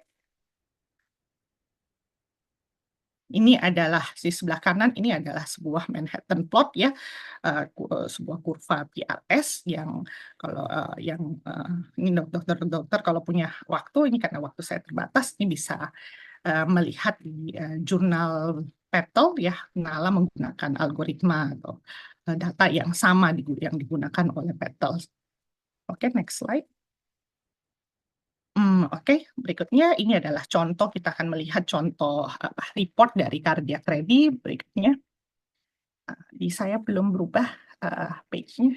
Oke, ini adalah monogenic risk report page ya. Jadi halaman dari hasil dari resiko monogenik. Di sini contoh kalau hasilnya kalau nggak average ya elevated. Kalau elevated biasanya akan diberikan informasi varian apa yang didapatkan ya, pathogenic atau likely pathogenic, juga jenis variannya, ada disclaimer-nya juga di paling bawah juga ada yang namanya kayak sumber jurnalnya gitu. Slide. Ini ada belum. Ini ada halaman polygenic risk report ya. PRS gitu, kurang lebih sama ya, dia ada halaman hasilnya antara elevated atau average gitu ya. Jadi ini halamannya nanti berupa kurva dan akan terlihat nanti pasien akan berada di kelompok persentil yang mana gitu ya. Kalau di atas 80% dia akan meningkat. Gitu. Next slide. Ini juga adalah contoh dari resiko klinis ya. Ada kurvanya, ada grafiknya. Jadi dia melihat nanti ada persentilnya. Kalau kita di produk kardiak ready itu yang terhitung elevated itu di atas 20%. Nah, waktu saya kan beberapa bulan lalu itu banyak di Harapan Kita bersama dengan di Poliklinik Eksekutif ya, bersama dengan beberapa konsulen gitu dan menerima masukan yang banyak sekali gitu ya. Jadi untuk klinis makanya menurut kami produk kardiak ready ini akan dapat menunjang praktek klinis dari dokter-dokter spesialis ya, SPPD, dokter SPJP gitu ya. Karena saya belajar banyak karena misalnya kalau dari clinical risk itu kadang-kadang hanya melihat ESCVD saja dan hasilnya average, PRS average gitu ya, atau monogeniknya juga average, kita ternyata pasien memiliki resiko klinis yang lain gitu. Jadi ini feedback yang sangat baik sekali yang juga saya dapatkan dari dokter-dokter gitu ya, dokter-dokter konsulen, dokter-dokter spesialis, bahwa kalau dalam menganalisa pasien walaupun hasilnya average itu harus komprehensif gitu ya. Begitu juga dari bukan cuma dari sisi genetik, terutama juga dari sisi klinis gitu. Karena itu biasanya produknya kalau di rumah sakit jantung dan pembuluh darah Harapan Kita biasanya produk ini digunakan sebagai produk tambahan di pemeriksaan jantung seperti itu dok, gitu MCU-nya. Oke, berikutnya. Ini adalah halaman rekomendasi ya. Nanti pasien akan mendapatkan halaman rekomendasi secara umum gitu. Berikutnya. Ya, berikutnya. Oke. Ini tadi ya. Jadi setelah memesan produk ini gitu, nanti ada pembacaan hasil dengan post test counseling ya. Jadi kalau misalnya hasilnya elevated ya biasanya kalau saya rujuk ya, tapi kalau misalnya dokter-dokter spesialis sendiri ya tentu saja dokter bisa menangani pasien dokter sendiri gitu. Untuk hasil average tetap kita produk ini tidak menggantikan pemeriksaan tradisional. Jadi tetap kita menyarankan untuk melakukan traditional risk assessment gitu ya.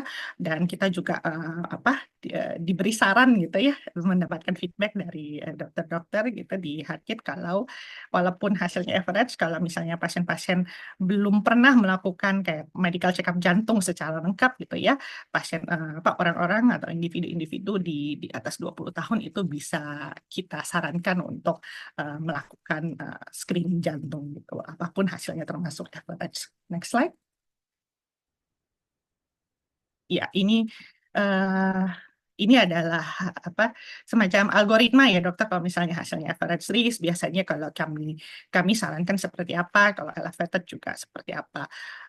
Kalau average itu biasanya juga dokter-dokter akan menyesuaikan dengan kondisi klinis pasien apa yang akan direkomendasikan untuk pemeriksaan selanjutnya gitu. Berikutnya. Ini waktu saya terbatas ya, tapi gini, jadi di produk kardiak ready tadi ada seperti yang sudah dokter Sidi dan dokter Salma juga sudah jelaskan ya, dokter, ada tambahan pemeriksaan farmakogenomik. Jadi Nala Genetik itu punya pemeriksaan farmakogenomik RX ready, 180-an jenis obat gitu ya, tapi untuk kardiak ready, kalau memesan kardiak ready ada satu tambahan golongan farmakogenomik, tapi hanya satu golongan obat, yaitu golongan obat statin. Jadi di sini ada itu obat penurun kolesterol tentu saja gitu ya. Jadi yang dilihat adalah salah satunya adalah peran gen SLCO1B1 yang memproses statin ya, yang menentukan seberapa baiknya statin ini diangkut masuk ke dalam hati gitu. Jadi kalau mutasi pada gen ini ya, khususnya yang varian ya 5 ya, bintang 5 SLCO1B1 ini dapat mengganggu proses pengangkutan. Jadi ketika statin tidak dapat masuk ke hati secara efisien, jadi konsentrasinya di dalam aliran darah meningkat gitu. Jadi yang dapat memicu efek samping gitu. Kalau statin ya biasanya miopati ya dok ya gitu. Karena itu CPIC merekomendasikan untuk menghindari dosis tinggi statin gitu. Gantinya misalnya merekomendasi penggunaan statin alternatif seperti itu yang memiliki efek minimal terhadap gen-gen tersebut gitu ya. Jadi grafik di kiri menunjukkan proses ini gitu ya pada individu dengan varian SLCO1B1 bintang 5 ya, kadar LDL mereka tidak turun secara efektif dan memiliki variasi yang besar gitu ya. Sebaliknya ya individu yang tidak memiliki varian ini kadar LDL mereka turun secara konsisten. Jadi ini membuktikan bahwa genetika itu mempengaruhi respon tubuh terhadap obat gitu. Jadi dengan memasukkan informasi farmakogenomik ke dalam tambahan ya laporan kardiak ready ya, diharapkan dapat membantu dokter-dokter ya membuat keputusan yang lebih tepat dan personal ya kepada pasien. Jadi ini juga dapat meningkatkan kepatuhan pasien terhadap pengobatan gitu ya. Karena biasanya pasien-pasien kalau ada efek samping mereka menghentikan gitu obat statinnya. Slide berikutnya. Oke, ini adalah contoh laporan farmakogenomik PGX statin ya dari produk kardiak ready. Jadi informasi yang pentingnya itu di sini ada 7 statin ya yang diperiksa, atorvastatin, fluvastatin, lovastatin ya dan lain-lain. Biasanya yang saya tuh dapat ini ya feedback, ini ada juga obat-obat yang nggak ada di Indonesia ya dok, karena memang Nala itu memeriksa obat, karena pasien-pasiennya Nala itu biasanya bukan cuma dari Indonesia kebetulan, dan biasanya ada juga yang membawa hasil ke luar gitu ya, ke luar Indonesia seperti itu. Jadi ini adalah contoh hasilnya, nanti akan ada simbol-simbolnya seperti itu ya. Berikutnya.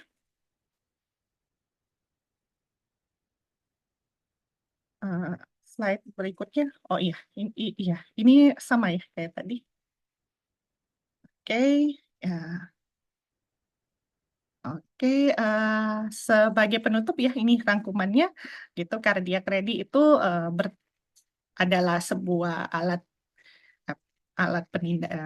produk ya penilaian resiko yang lebih komprehensif, menggabungkan data genetik dan klinis, dan diharapkan memberikan informasi yang holistik ya dan akurat tentang resiko penyakit jantung seseorang dibandingkan dengan hanya menggunakan metode tradisional aja.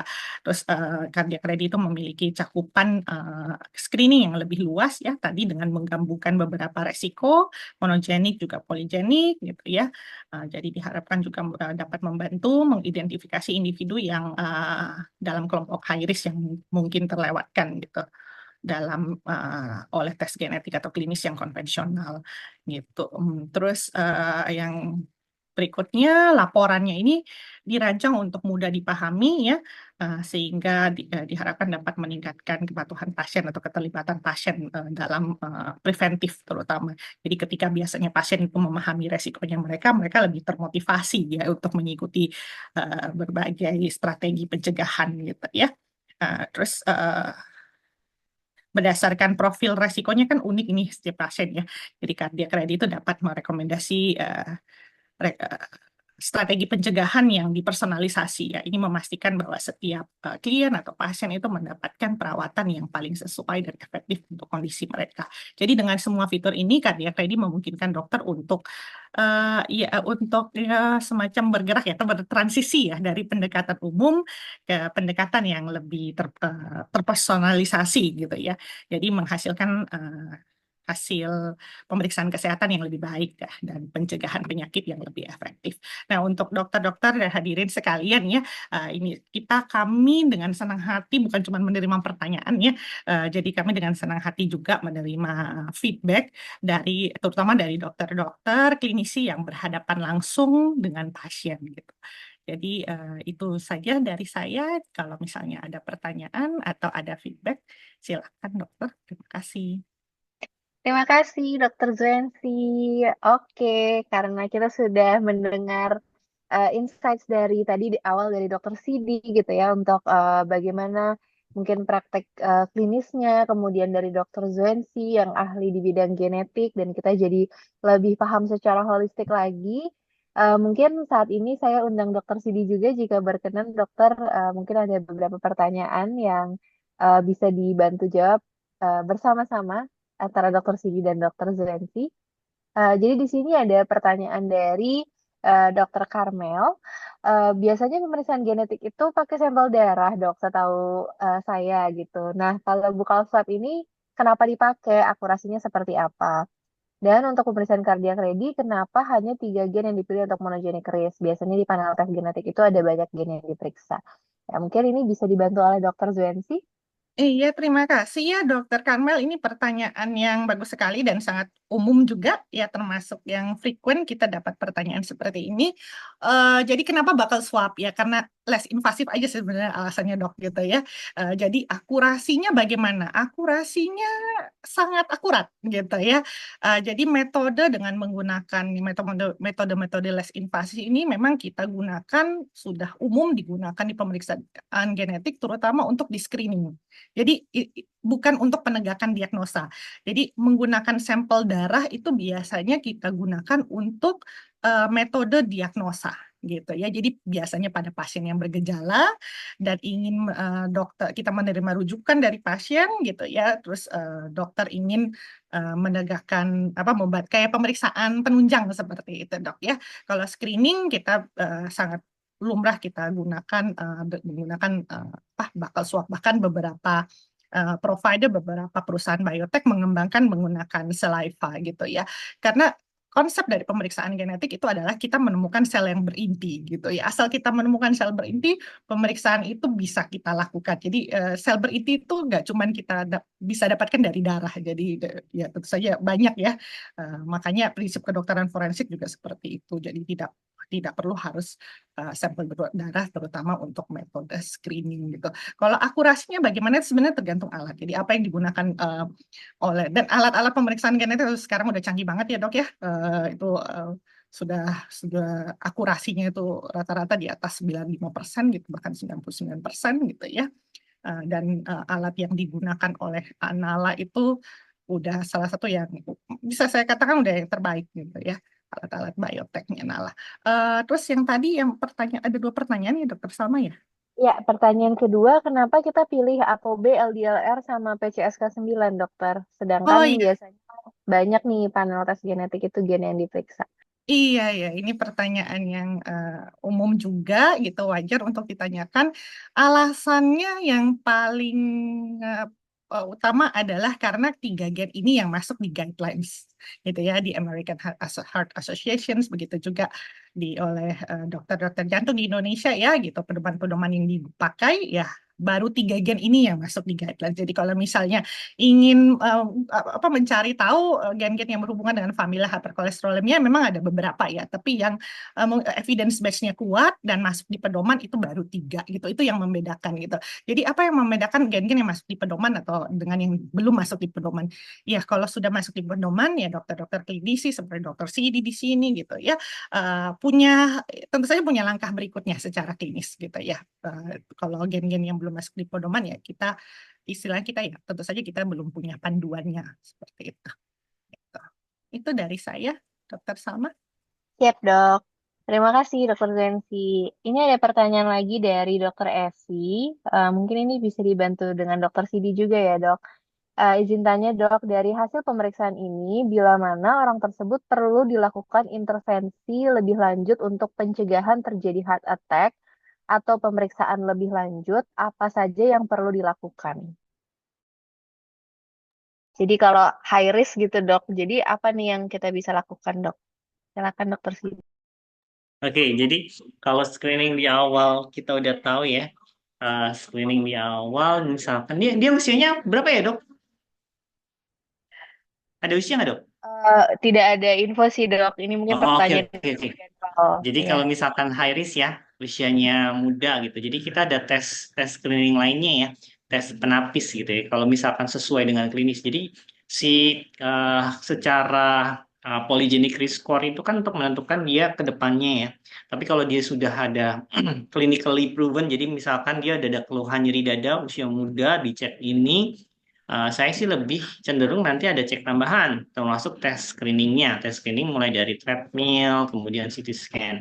Nah, kalau ternyata dua-duanya positif, ya ada tindakan lebih lanjut seperti kateterisasi jantung. Jadi pasien saya itu ada yang umurnya 18 tahun ya. 18 tahun tuh udah chest pain. Pas di kateterisasi jantung ternyata sumbatan.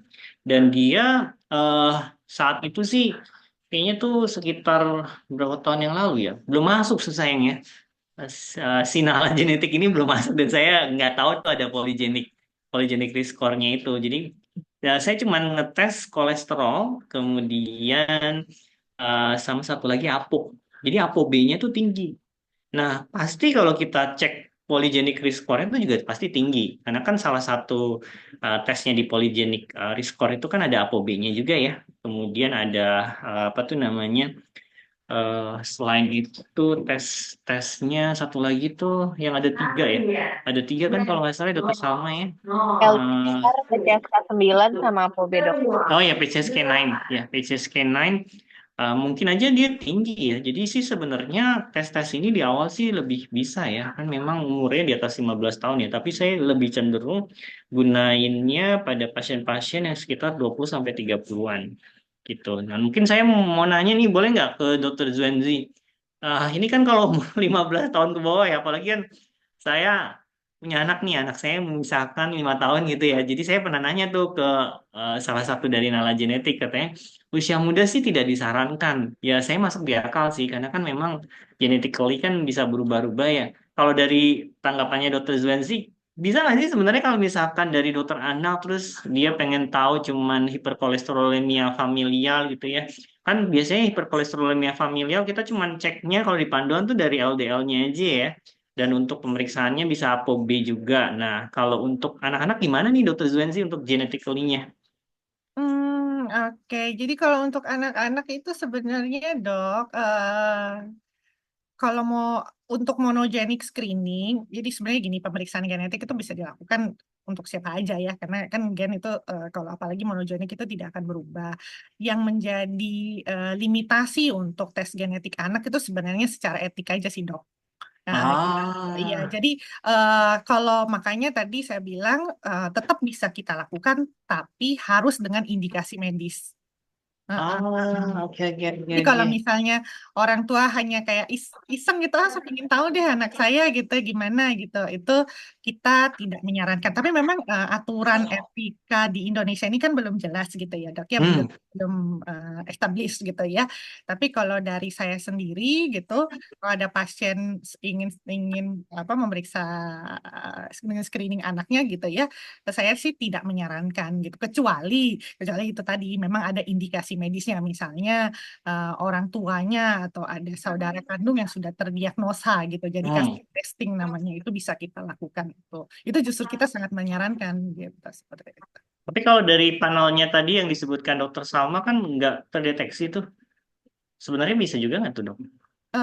Yang kalau dari monogenik, jadi hanya dikeluarkan monogenik saja dok. Hmm, Untuk PRS karena mengikuti modelnya Patel itu, jadi hmm. memang Patel itu kan kelompok usianya memang di atas Ya. 15, jadi itu saja. Jadi kurang akurat makanya tidak dikeluarkan oleh Nala gitu. Oh. Heeh. Jadi sebenarnya bisa ya, Dok ya? Mm-mm. Tapi bukan untuk screening rutin ya, Dok. Ya, Yang 20 tahunan lah ya, Dok ya. Yang di atas boleh, lima iya. belas tahun gitu. Iya, di atas 15 tahun gitu. Kalau aku sih Yes. lebih suka dia ya memang usia dewasa ya. Ya, Heeh, setuju, seperti setuju. itu. Iya. Oh iya, sama satu lagi, Dok. Ini mungkin karena kami di rumah sakit privat ya, Dok ya. Jadi beberapa tuh pasien kami kan memang insurance ya. Jadi insurance tuh apa udah masuk atau belum ya, Dok, untuk pemeriksaan ini?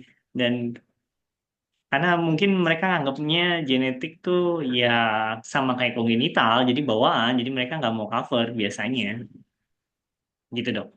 Iya, silakan Gimana, dokter Salma nih. Dokter Ya, Salma? Ranahnya dokter boleh Salma nih, dok. medical affairs silakan. Iya dok.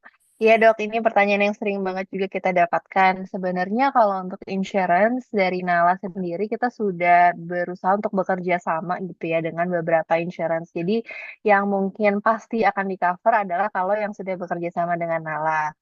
Nah, memang kita kerjasamanya itu, tapi juga saat ini masih terbatas untuk employee gitu dok. Jadi untuk misalnya flexi benefit dari sebuah kantor gitu dok. Jadi ada beberapa kantor misalnya yang ada sebuah bank swasta yang kita sudah kerjasama di cover oleh asuransi tertentu, asuransi Zurich gitu itu bisa di cover. Tapi itu juga memang masih terbatas untuk employee dari kantor tersebut gitu. Jadi memang masih dari Nala kita berusaha untuk menjajaki kerjasama dengan masing-masing insurance. Nah, tapi kalau untuk eh, mungkin insurance secara umum memang yang saat ini masih sulit sih dok. Jadi yang dari Nala yang bisa kami bantu adalah jika memang ada indikasi untuk pemeriksaan, maka dokter dari Nala akan mengeluarkan surat rekomendasi seperti itu sebagaimana kalau kita mau claim insurance gitu ya dok. Tapi ya itu akan dikembalikan lagi biasanya ke insurance-nya apakah itu masuk sesuatu yang bisa diklaim atau enggak gitu. Tapi yang jelas dari Nala sih kita akan pasti bisa mengeluarkan surat rekomendasi kalau memang ada indikasi seperti itu dok. Oke, jadi cuman bisa buat corporate insurance ya. So Ah, far yang oke. kita bisa pastikan itu iya dok karena kan sudah ada kerjasama gitu. Tapi kalau yang lainnya dari Nala kita bisa mendukung aja sih dengan surat rekomendasi kalau memang ada indikasi, kalau memang perlu berdiskusi sama dokter insurance-nya gitu, dokter klaimnya itu kita bisa dukung. Tapi memang so far kita akan kembalikan ke insurance-nya lagi sih apakah akan diklaim atau enggak gitu dok. Siap, siap, Dok. Kalau Jadi saya tambahkan Dokter Sidi, jadi kalau boleh. so far selama ini ya kita menerima, kalau kita yang pengalaman kita menerima rujukan dari satu rumah sakit swasta besar dan memang rata-rata pasiennya itu punya insurance, tapi jenis insurance-nya mungkin berbeda ya. Dan itu kan rujukan karena indikasi. Jadi kita dirujuk oleh spesialis jantung dan pembuluh darah untuk aritmia dok. Jadi Hmm. udah beberapa pasien itu ke cover dok. Gitu. Ah. Seperti Dok, itu. izin dok, itu dirawat inap atau dirawat jalan, Dok? Kayaknya rawat Inap ya, Dok ya? inap ya, dokter Ah, oke, Tami oke, oke. yang ingat. Mungkin Siap, dokter siap, Tami siap. boleh chat ya. Kalau nggak salah sih rawat inap ya dok ya, seperti itu. Tapi pemeriksaan bukan cardiac ready, jadi kita menggunakan karena diagnosa ya. Jadi kita menggunakan whole Ah, exome seperti itu atau whole genome gitu tergantung ininya, oke, oke, tergantung oke. isinya Jadi seperti itu. beberapa pasien saya kan saya untuk insurance tuh mereka biasanya langsung ditolak, Dok. Jadi saya agak shock juga ya, karena memang ya kebanyakan sih kalau corporate yang dirawat jalan itu kan memang mungkin coverannya belum itu ya, Dok ya. Jadi Iya, memang kadang pasien-pasien tuh masuknya lewat rawat jalan, rawat inap, sorry, rawat inap. Jadi rawat inap mungkin bisa ke cover, tapi kalau untuk rawat jalan sih mostly nggak di cover, Dok. iya, Mostly kemungkinan gitu. betul dok. Kayaknya kemungkinan begitu dok, karena apa?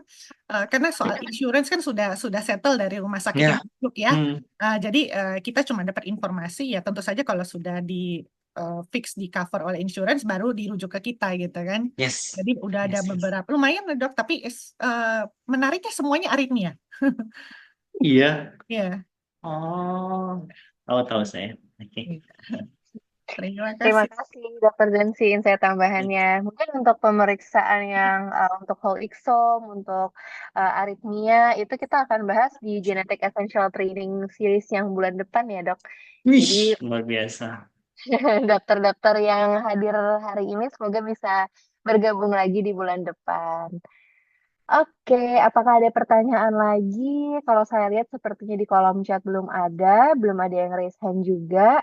Dengan itu berarti kita sudah bisa akhiri nih sesi tanya jawabnya. Terima kasih banyak Dokter Sidi dan Dokter Zensi untuk insight-nya.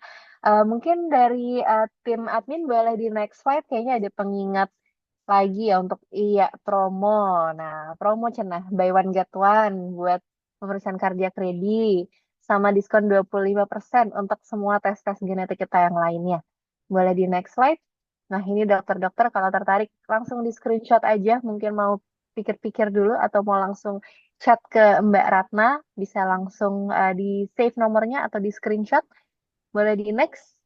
Nah, ini untuk pemeriksaan-pemeriksaan lain selain cardiac ready ya. Kita ada RX ready untuk obat-obatan, Nutri ready, Life ready untuk nutrisi dan lifestyle, Mamo ready untuk breast cancer, atau mau langsung di bundle yang mana harganya jadi harga miring banget ya.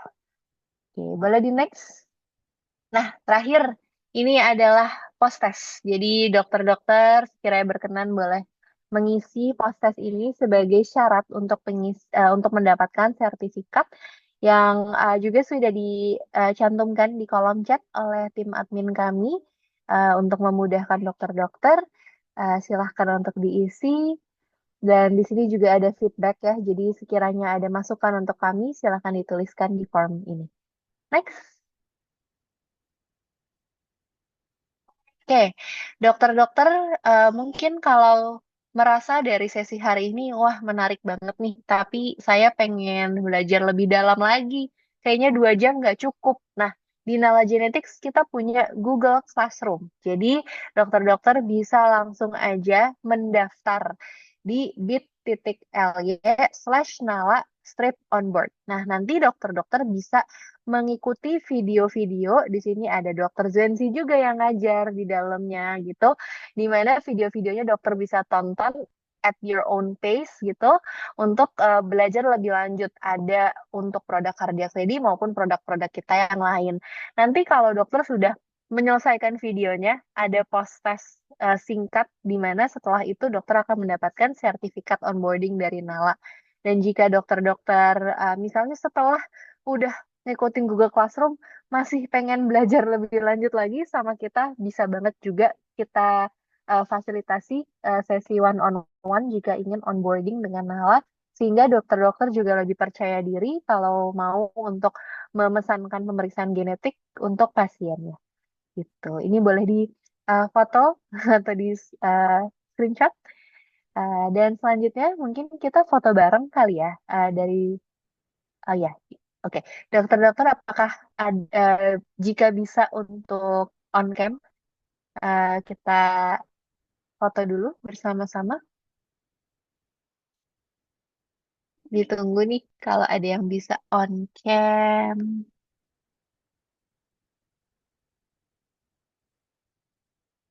Oke, ada Dokter Ivan. Oke, kita tunggu mungkin beberapa detik lagi ya.